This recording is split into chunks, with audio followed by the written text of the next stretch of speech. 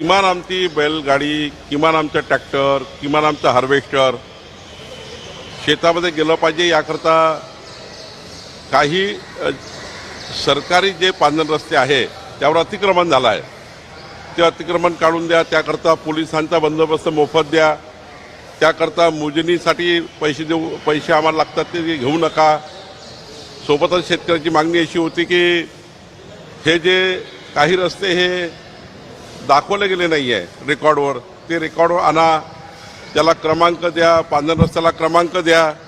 शिवपांधनला क्रमांक द्या. या साऱ्या मागण्या जे शेतकऱ्यांनी शेतपांधन रस्त्याबद्दलच्या केलेल्या सर्व मागण्या जे राज्य शासनाकडनं त्यांना अपेक्षित निर्णय घ्यायचे होते ते आता पूर्ण घेतलेले आहे आणि पुढचा काळ आता इम्प्लिमेंटेशनचा आहे.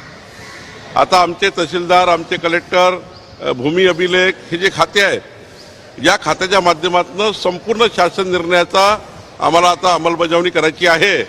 आणि मला विश्वास आहे की आमचे महाराष्ट्रातले सर्व लोकप्रतिनिधी, सर्व आमदार आपापल्या भागातल्या प्रशासनाशी बसून हे सर्व निर्णय इम्प्लिमेंट करून घेतील. या निर्णयाप्रमाणे काम करून घेतील. राज्यात राबवण्याची योजना तयार झाली. माननीय अजित पवारजींनी आपल्या बजेटच्या स्पीचमध्ये सुद्धा नागपूरच्या रामटेकच्या या पांधन रस्ते योजनेचा राज्याला लागू करण्याबद्दलचं सुतोवा केलं. मला असं वाटतं, मी काल ज्या पांधन रस्त्यावर गेलो होतो खानगावच्या, त्या पांधन रस्त्याला जर बघितलं तर 12 फुटाचा सुंदर माती मुरमाचा पांधन रस्ता शेतकऱ्याकरता झाला. 10 लाख रुपये पर किलोमीटरमध्ये बांधकाम झालं आणि इतकं चांगलं बांधकाम झालं की शेतकऱ्यांना 2 पिकं घेण्याकरता आता रस्ता मोकळा झाला.